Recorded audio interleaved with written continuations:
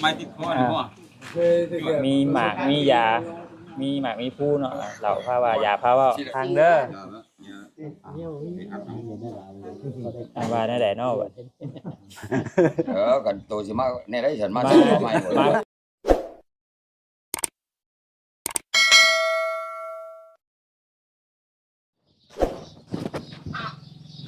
ครับสบายดีและสวัสดีเด้อพ่อแม่พี่น้อง FC โบสสุขุสุพลวัดสมงสบอนวัดสันพี่น้องเนาะวันนี้ก็ได้มาพบมาพบกับบอสเช็คอีกเช่นตอนเช่นเคยวัดสันพี่น้องเลย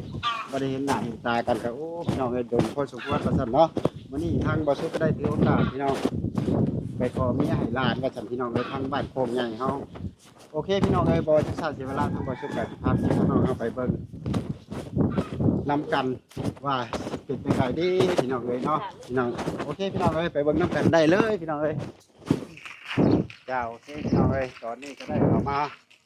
หอดทางบ้านพวกเป็นที่เรียบร้อยแล้วพี่น้องโอเคพี่น้องเนาะก็มาเบิ่งมาชมน้ำกันเด้อว่าจะพี่น้องเลยค่าดองทางบ้านคงใหญ่สีเพลงสำใดพี่น้องเลยกะมารุ่นกันโอเคพี่น้องเลยเจ้าลงมันมาเข้าฝนนี่ต่อขึ้นหรือต่อลงต่อขึ้นเจ้าหลายๆเลยเด้อจุดเด่นนะเนี่ยจุดเด่นผู้ประชิตโลงหมดนี่นะที่พอได้แล้วก็พักกันเนาะทั้งเป็นเมียเจ้าบ่าวเจ้าอันนี้ก็ยังบ่ได้แบบว่ามาดูดวงกันได้นะมีแต่แบบมาจุกเอาอันเดียวจะคอยว่าขลองข้างคงน้อยคงใหญ่จะบ่คือกันจังเนาะทั้งนี้สิถือกว่าบ่มีทองคำแน่นอนมันก็ถ้าว่าเป็นในบ้านเองลำบากนึงก็สมควรนั่นนี่เนาะก็อย่ากายตึ้งอีดอก60,000 กว่าบาทนะครับเพราะมันสินักน้ำค่ำเด้เนาะขลองคู่มือก็ตายโตแล้ว30 ล้านบ่คือ50 ล้านลงมานี่แหละโอเคพี่น้องเอ้ยรอลุ้นกันต่อไปอยู่ที่หมู่บ้านนี่น่ะเพิ่นอย่าลืมฝากกดไลค์กดแชร์ทั้งบ่อซุปเป็นกำลังใจสร้างคลิปต่อไปเด้อพี่น้องเนาะตอนนี้มาฮอดทางบ้านพวงใหญ่จากทางบ้านเมียของผู้ขาทั้งบ่อซุปนี่แหละพี่น้องเอ้ยเป็นที่เรียบร้อยว่าซั่นเนาะยังเหลือแต่เข้าไปคอเรื่องค่าดองว่าซั่นพี่น้องเอ้ยพี่น้องเอ้ย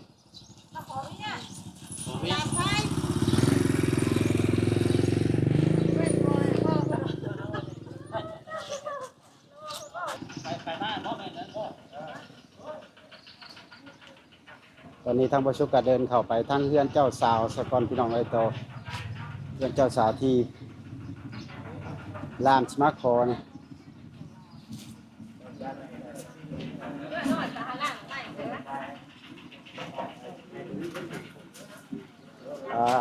พี่น้องกองปลายฮะกระไดพี่น้องเลยโอเคนะโฮมว่าสันสบายดีเด้อบ้านสุขุสุคนวันนี้เป็นอะไรยังมันนั่นแล้วเขาโอ้ยังไม่แล้วดินี่แหละเขาลายเขาลายเนาะลายเสือยูนเนี่ยจนหัวใส่อื้อได้ลูกไผ่เรื่อยอยู่หันลืมได้ลูกไผ่เรื่อยอย่าลืมเพิ่นนั่นน่ะมีแนวใดใช่แนวใดบอกแนวใดอย่าเล่าโอ้ลายเด้โตแก่เอ้ยเงินนั่นน่ะบ่จักบ่ผูกไข่ข้าวปากบ่ไข่ข้าวปากโอ้เงินไข่ข้าวปากพี่น้องแต่ละบ้านบ่คือกันเนาะฮีทองเท่าใดเด้เนาะทางบ้านเฮาก็ได้พี่น้องเอ้ยเอามาลุ้นน้ำกันพี่น้องบ่ใหญ่เท่าไรใช่น่ะใส่3 ล้าน5โอ้3 ล้าน 5ไข่ข้าวปากบ่1 นี่ล้าน3 ล้าน 5นอกบ้านบ่ได้ชาวบ้านนั่นหรอกลูกบ้านน้อยเป็นว่านอกบ้านพี่น้องเอ้ยก็เอาคนละบ้านเด้มันไข่กระเป๋าแล้วเก่าเนาะ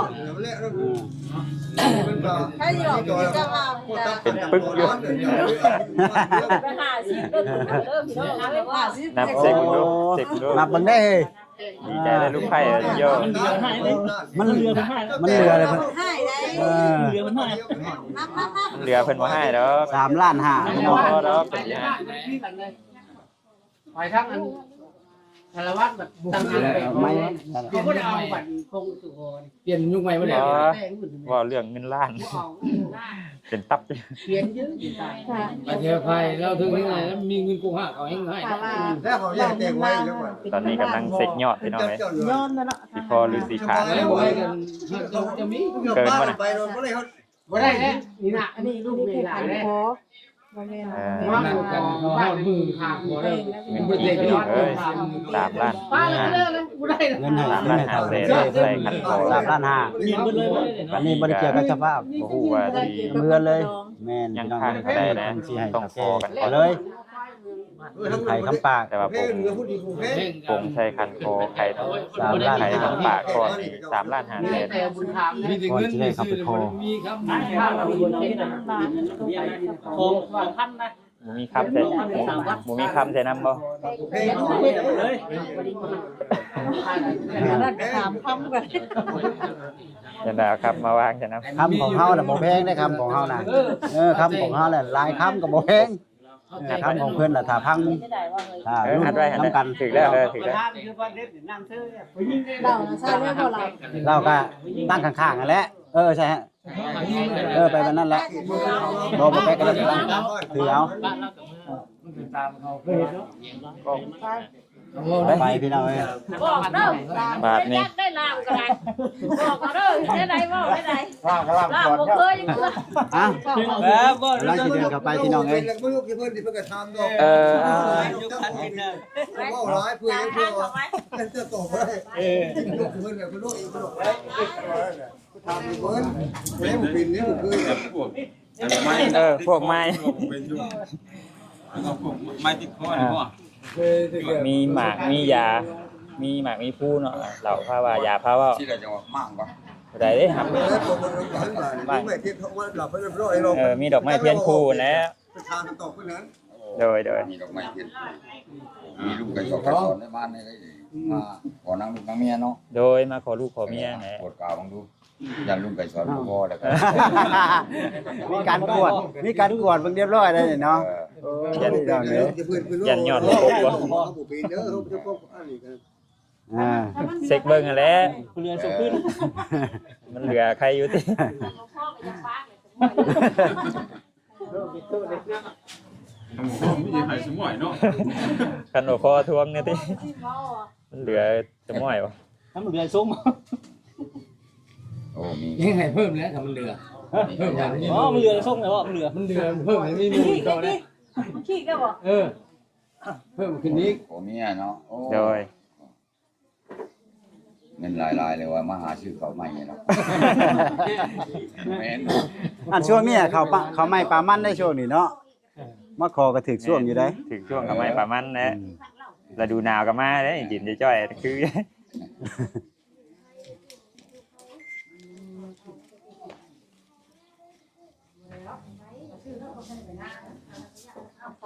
ไปไว้อีก พอคือเกิน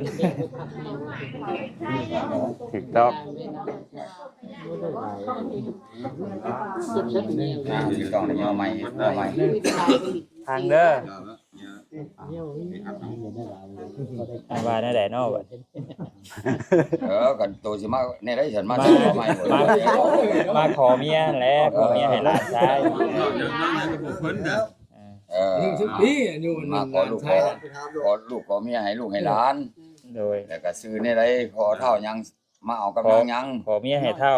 น้อยหลานชายเมียเพิ่นก็จักชื่อจังได๋ นี่โอ้จักทำมาขอโอ้ยรักยัง ลานไผ่ก็ยัง หลานไผ ก็ ก็ ยังบ่ได้ฮู้ชื่อจังได๋อย่างนี้ก็ได้นผู้ Dạ. โอ้นางผู้ เขาหน่อยกำลัง เพิ่นยังบ่ได้คอยเมื่อก็ยังบ่ฮู้ มันจะซื้อกันไป เรื่องมักกันหักกันเนาะ โดย แต่งสั้นเนี่ยก็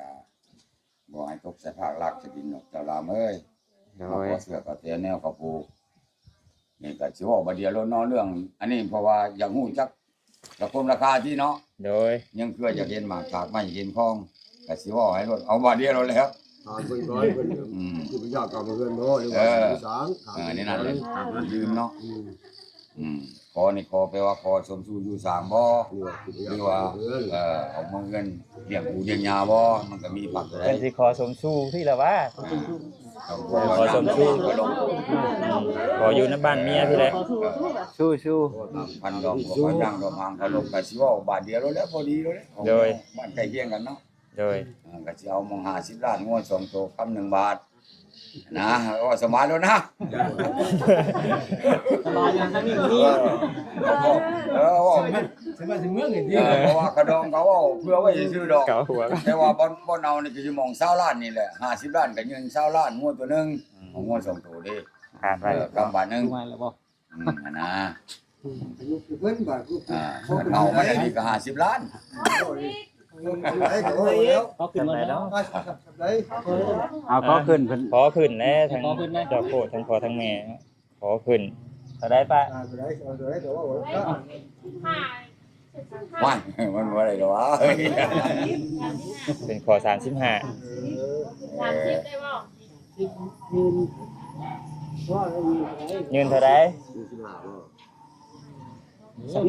ก็ทั้งนั้นเพิ่นว่าเดียวใส่นี่ 30จะมี15แล้ว แต่บ่30ล้าน ขอเพิ่นขอขึ้น30ล้าน รุ่นตัวนี้เดี๋ยวมันเอาบ่ได้เพิ่น ขอขึ้น30เงิน15ล้าน บ่ได้มีบ่ มีแล้วคำบ่ได้ได้คำ มีครับทำแบบนี้ ไม่รอกัน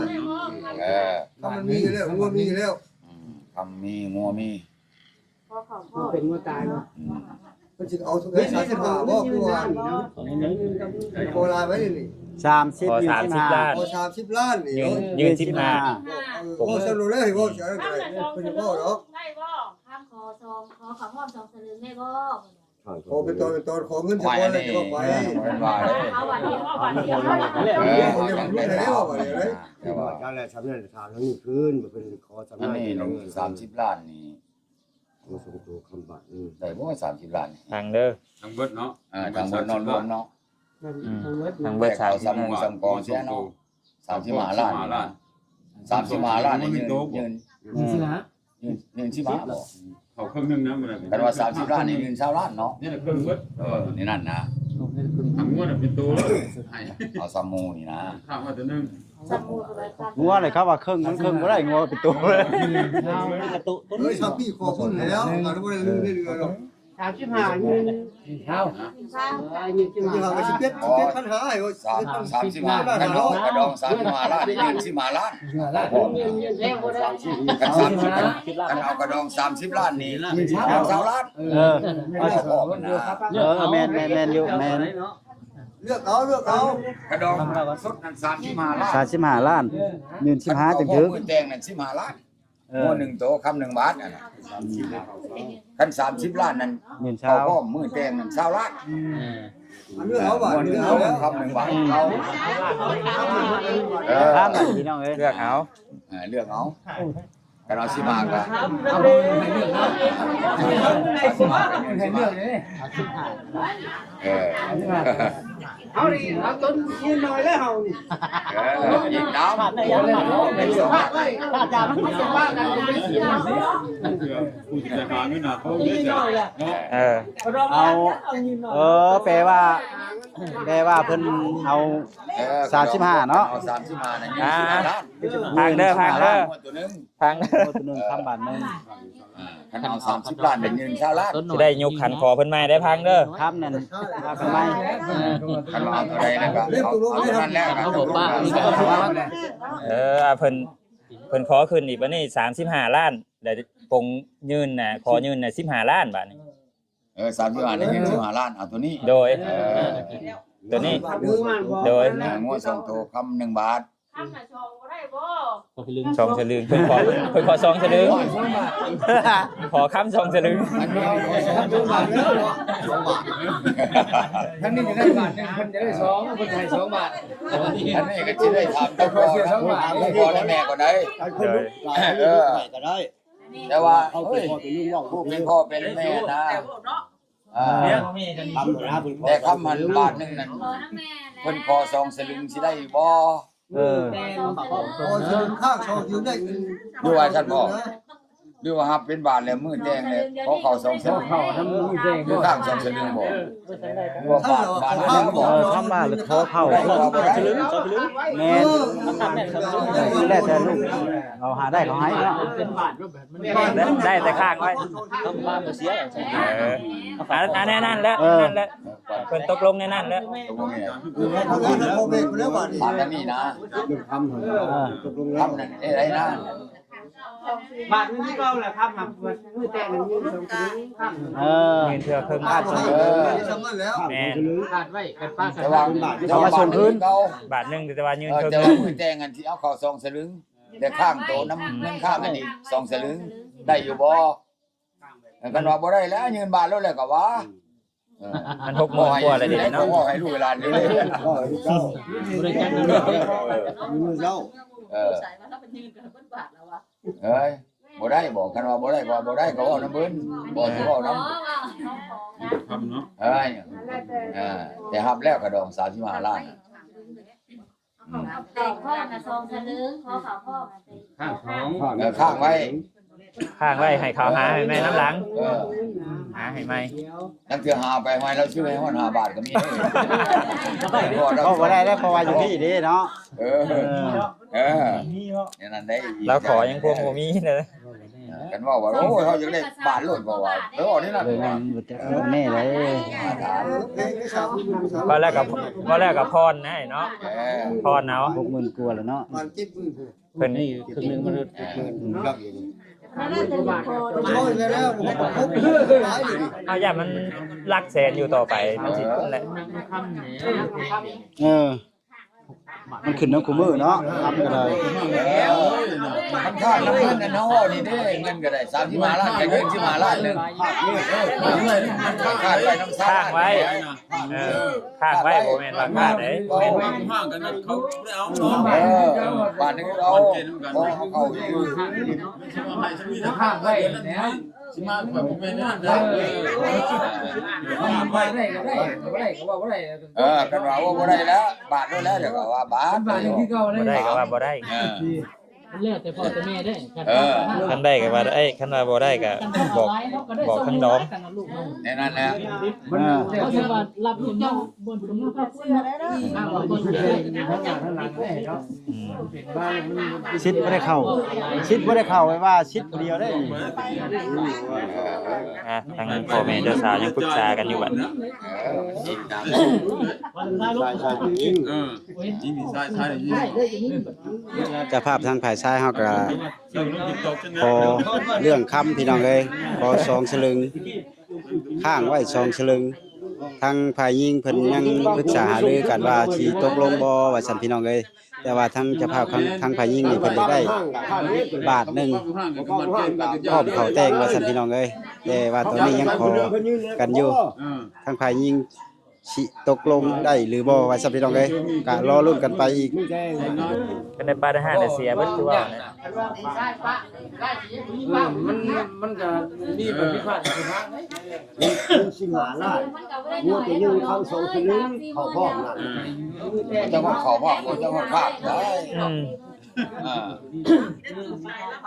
ฝากนั่นเราว่ากูยืนจนวัดเราว่ากูมีนั่นกูให้สะดึงซองสะดึงเราก็ได้กูยืนซองสะดึงอีกเนาะก็แบบนั้นใจก็เรามีเราอยาก ทำกับแพงเลยทุกมื้อนี้เนาะเฮ็ดนะ อันนี้นะก็ลืมบาทเนาะ ขอยืนครึ่งนึง ยืนทำนี่เลยได้สิยืนนี้ ได้ก็แล้วตรงนี้น่ะคอ ยืนได้บาทแล้วก็บวก เพิ่นขอครึ่งนึงคำบาทนึงเนี่ย เขาว่าบ่ได้แล้วมันเขาว่าลดแล้ว ก็บอกเพิ่นแล้วว่าบ่ได้ก็บ่ได้ บ่ได้ให้เขาพวกเก่งมันบาทแล้วก็ว่าเลย ได้ก็ว่าได้บ่ได้ก็ว่าบ่ได้เพิ่นถามแต่คำตอบทางเจ้าอะนะ ได้บาทนึงเนาะเพิ่นได้บาทนี่ เพิ่นอยากได้บาทนึง เงินคุณพ่อมแล้ว ว่าจากได้ทางเฮาเพิ่นอยากได้บาทนึง บาทนึงเอ้ย เพิ่นอยากได้บาทนึง ทางเจ้าภาพทางฝ่ายหญิงพี่น้องเอ้ยเพิ่นก็ต่อรองกันเพิ่นบ่ลดพี่น้องเอ้ยเพิ่นอยากได้บาทหนึงเลยว่าซั่นพี่น้องเอ้ย แม่ เนาะ เพิ่นบ่รุนเพิ่นอยากได้ ว่า บาท จังได๋แต่ทางฝ่ายชายเฮาก็ได้พี่น้องบาทนี่ คาดไปเดือนนั้นเดือนนี้ก็บอกกันเนาะ แม่น ไม่ได้ก็ได้คือกัน เพื่อนบาทนึง เพิ่นสิขอ ว่าไล่กับว่าไล่กูคนป่าหาได้หามีก็บ่ให้ แบบนั้นเอาแบบนั้นน่ะใครกลัว แต่ว่าเอาเบิดบาทเนาะ เอาแบบนั้นเอา เอาเบิดบาท แล้วว่าเดี๋ยวนี้กิน มีแต่พรให้เธอหน่อยไปสิ การเราไม่ได้รูดบาทนึงแต่พี่ใจคันว่าเด็กพ่อเจ้าสาวน่ะซองสลึงได้บ่ บัตร บ่คันนี้ได้ช่องคนบาทก็คันเพิ่น สมมุติไว้กันนะ เพียงพอให้แล้ว กันเกี่ยวเราหาได้มีเราใช้การ ลูกมันมาได้แหละสิได้ท้องเบิ่ค่ะว่าหมดบ่ทันแหละท้อง โยมมันเองน่ะ โอ้เพิ่นจะให้ อันนั้น ปงก่อน2สลึงแล้วก็หาได้แล้วมาให้อีกเนาะ พัดไว้ นั่นพี่น้องเอ้ยคือว่าบาทมันคือเก่าพี่น้องเอ้ย เพิ่นหาได้ครึ่งบาทเพิ่นก็หามาให้ก่อนสิแหล้วเนาะพรให้ ได้ยุ่งมัน ได้แล้วบัดนี้35ล้าน15ล้านคำบาทนึงบัดนี้เนาะ สรุปก่อน สรุปลงเบิ่งเรื่องเจ้าภาพเพิ่นนะเจ้าภาพเพิ่นใครยิงกันเรื่อง งัว2ตัวงัวเป็นงัวตายซาได้บัดนี้ได้ ถามมึงน่ะ ถามมึงตัดไล่บ่ ตกลงบ่ตกลงแล้วทางฝ่ายชายนี่ตกลงแล้ว ท่านนี้ก็ได้แล้ว ได้แล้ว35ล้านยืน15งัว2ตัวน อนอย่างสุดซา ซา เชื่อแล้วบัดนี้ แล้วได้บัดนี้แกะ ตัวนี้ ให้กิน 15ล้านทำ1 บาทเด้อพี่น้อง งัว2ตัว ยืนตัวพร้อมตัวนึงพร้อมตัวนึงจูงมาให้เพิ่นเลยได้ตัวนึงหายแล้วจูงหายเพิ่นเลย คำกับบาทนี่ เจ้าตัวน้อยตัวใหญ่ คำนี้ยืนเพิ่นเลยบาทนึงไวก็เพราะต้องคนละหน่อลายผ้าลายทีทั้งใจได้อยู่แล้วถึงแล้วอ่ะไม่นี่จะได้ เป็นจังได๋ล่ะเจ้าบ่าวเฮาก็คือมาคองอ่อนแท้เจ้าบ่าวพี่น้องเอ้ยอันนั้นก็ได้พี่น้องแต่ว่าเพิ่นยืนก่อนได้4ล้านมื้อนี้เนาะ แม่นี่ก็ว่าเล่นหาเงินอยู่แท้เด้ มีความรู้สึกในเสียงสมอง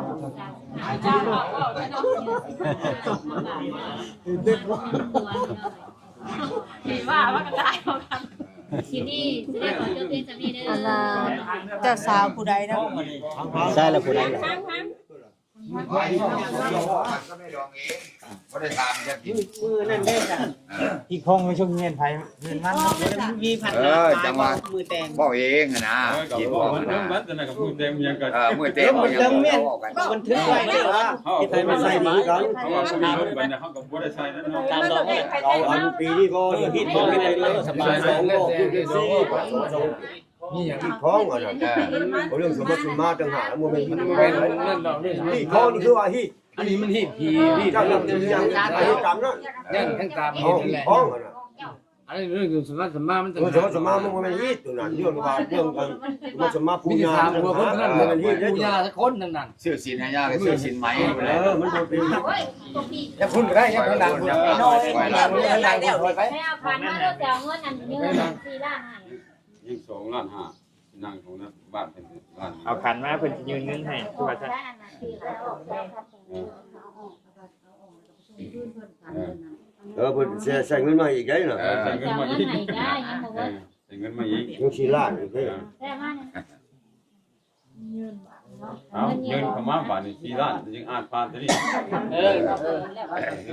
อันมาให้ก็ได้ใบเดียวจำ ก็ได้อย่างนี้ได้อยู่ บ่ได้ตัว มียืนก็ได้อยู่เนาะ ได้แล้วต้องมียืน ลงเงินผ่าดอก ได้แต่ล้าน1 2ล้านมันต้องมีมัน 4 ล้าน มันมีที่นี่มันคือ แม่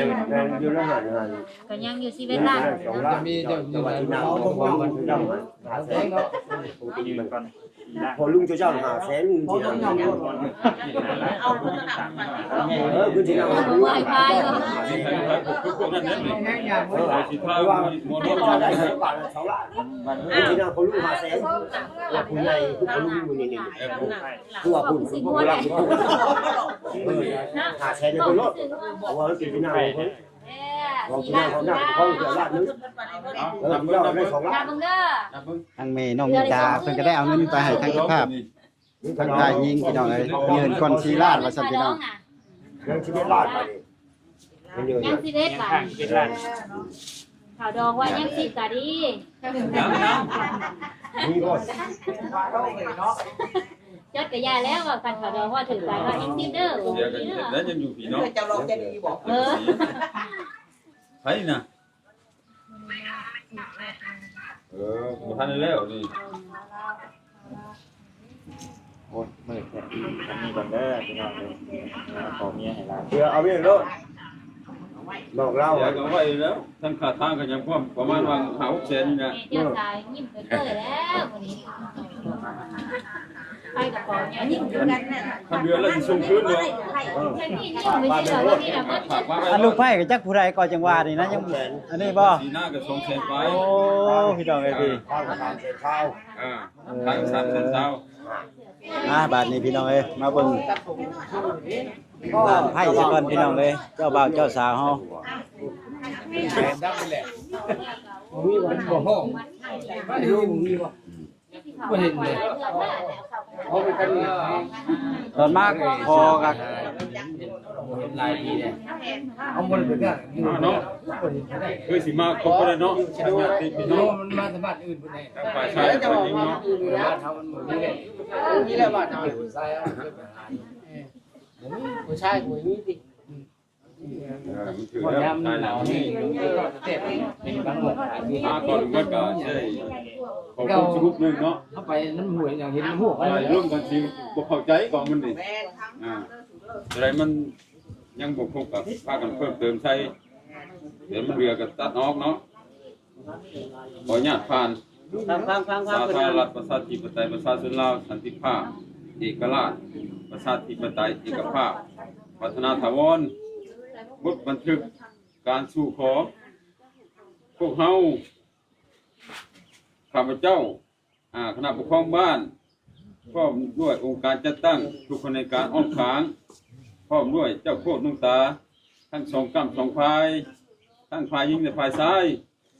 เพื่อเฮ็ดให้ถูกต้องตามที่ของประเพณีอันดีงามโดยยิงใส่ความหมักหักระหว่างยิงใส่ดังนั้นในมื้อวันที่16เดือน11ปี2025ตรงกับมื้อแฮม11ค่ำเดือน12ลาวเนาะปีพศ2568ยิ่งได้พร้อมเพียงการจัดพิธีสู่ขอให้แก่เฒ่าเพชรศรีสมภารอายุ19ปีอาชีพเฮ็ดนาซึ่งเป็นบุตรของเฒ่าสมภารศรีสมภารอายุ45ปีอาชีพเฮ็ดนาและแม่นางเข็มพรศรีสมภารอายุ43ปีอาชีพเฮ็ดนาปัจจุบันตั้งบ้านเรือนอยู่หน่วยที่6บ้านโคกประวายเมืองอุทุมพรแขวงสวรรณเขตได้มาสู่ขอกำนังชมพู่คนสงครามอายุ18ปีอาชีพเฮ็ดนาซึ่งเป็นบุตรของเฒ่าศรีนวลคนสงครามอายุ40ปีอาชีพเฮ็ดนาและแม่นางซ้อยนภาเนาะสิรินชื่อเปียก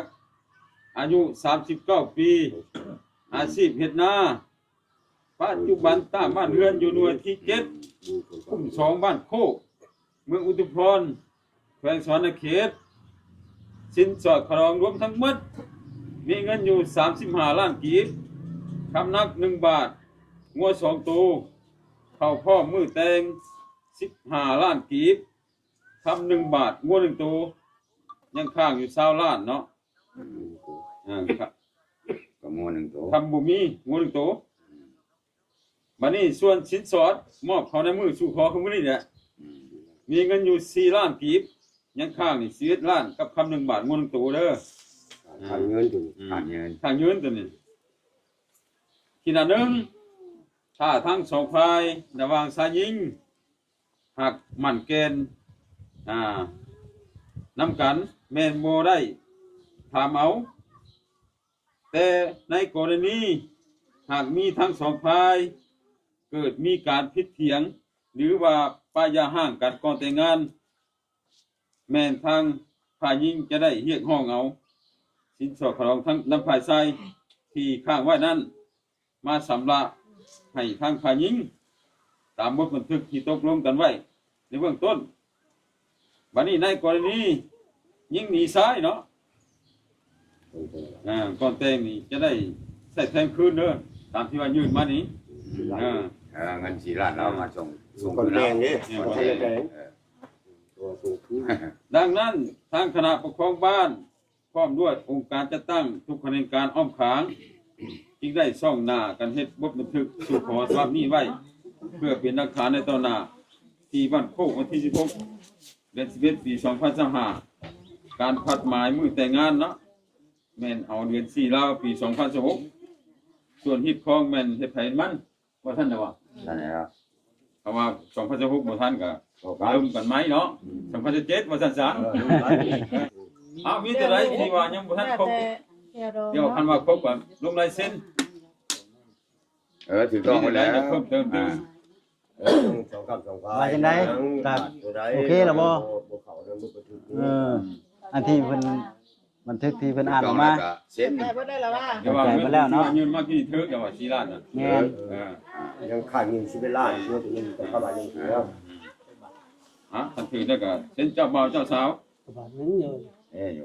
เซ็นเอาแล้ว เซ็นเป้ผู้นำ 2สลึง เจ้าบ่าวเซ็นอยู่ที่รถนี้เฮาว่าเป็นอยู่เจ้าบ่าวแต่นี้เจ้า ญา สาว ติ ตัว ว่า นี้ ว่าได้อยู่เป็นชื่อตัวนี้ บาทมาทำมาแต่งกันเนาะทำบ่บาท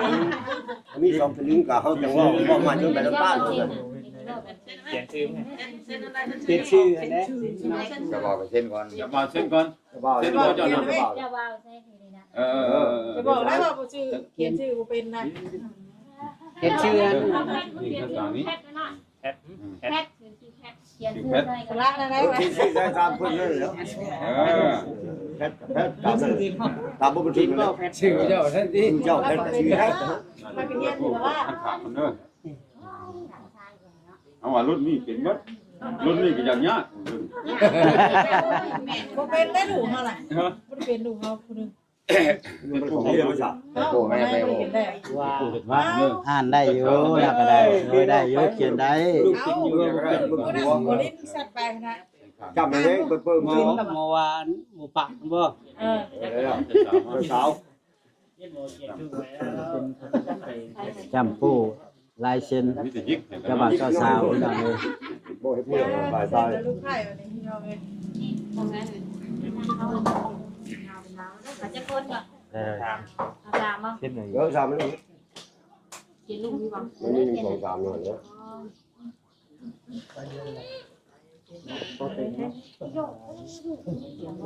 ผู้ได้ลูกไทยคือถึงชั้นคือถึงชั้นแบบ เขียนบ่แล้วกันลุงมีนะ อยู่ค่ะเขียนเป็น เดียวก็ได้แล้ว อาจารย์แม่บอกได้มือสั่นคือกันอะไรหลังไทย บ่เป็นเบาวันเบาลุง เนี่ยเขาแนะนำเนี่ยต้องหาเงินมอบบัตรคือว่า อันนี้จะให้เขียนเองในเมย์นี่ ก็บ่ได้เนาะ บ่ได้เงินกระโด แพงกันดิ ต้องมาเลย หลังที่ก็ได้ นะ ทางสั้นแล้วมือ วันนี้เป็นมื้อสามวัน ดี นี้ เนาะมือเทียมุตะโชคโตวันนี้เป็นตกไม่คันคันอันนี้มันคันไม่เชื่อตกแต่งแล้วย่อมาให้พวกเจ้าเป็นคู่ผัวเมียกันเด้อเท่าเดินนางเด้อให้มันคงขนมแกนนี่เนี่ยหาเงินได้เงินหาคำให้มันได้คำมุมัดปัตตานี่อายุมันยืนมันนี่ล่ะเด้อ การไพ่ก่อน ลงไปหาเงินได้ บ่ได้เห็นจักเทื่อได้หาสิเห็นเทื่อเดียวนี่ได้นี่นะแม่นก่อนพี่น้องเอ้ยนะอยู่ดีมีแฮงเด้อพี่น้องเอ้ยเนาะอยู่ต้องการปีละลูกได้ลูกก็ได้หาเงินหาครับโอ้ยหาเงินหาครับก็ให้โชคให้มา ว่าให้ปีได้ลูกให้ได้เงินคู่มือใครได้ระบบ เงินนั่นหาเอาเองเงินน่ะหาเก่งๆก็ได้เองมันดอกเงินน่ะมาดีมีแฮงนะบัดนี้เด้อมันรับไปได้เงินหมื่นเนาะซะตื่นได้เงินแสนเด้อบัดนี้เนาะมาสู่ขอเมียพี่น้องเอ้ยมีการผูกแขนต่ออีก วางไว้เนาะ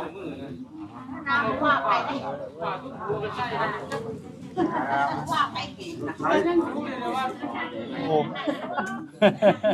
เรียบร้อยแล้วก็ผูกแขนน้อยวันนี้เนาะ แม่น น้อยกับบ่น้อยกันไปได้ ไปบ่กินมันบ่จะเกิดได้เขาเบื้องต้น 1 2 โอ้ยคุณพ่อสิมาบ้าน ทีละตายเนาะ 3 4 5 6 7มัน5แสนนี่เงินหยังก่อนจดบันทึก2แสนนี่ครับมารวม พากันไผเข้ากันไผเบิ่งต้น โอเคอ่ะ แล้วบัญชีนั่นอย่าเลยอยู่นี่ เขาน้ำบ้านน้ำมานี่พี่เลยแต่ว่าบัด เขาที่เรื่องกันไผน่ะ200,000นี่แหละเข้านำน่ะ พระคุณให้มันเป็นยังมากกับไม่ได้เก็บให้เราอยู่ที่เลย เก็บกินเลยเขา30ล้านก็ได้อยู่แล้วไปนี่ตัวบักตัวเพิ่นไปนี่200,000เนี่ยเพิ่นแจ้งเขาเลยแจ้งไปแล้ว โอเคพี่น้องเอ้ยว่าซั่นพี่น้องเอ้ยเนาะทั้งบ่สุกกับพาพ่อแม่พี่น้องหรือว่า FC ได้เบิ่งได้ชมนํกันก็เป็นที่เรียบร้อยว่าซั่นพี่น้องเอ้ยเนาะสำหรับคลิปนี้ก็จะได้อำลาพระจากพี่จากน้องไปซะก่อนพี่น้องเอ้ยบ๊ายบายว่าซั่นพี่น้องสบายดี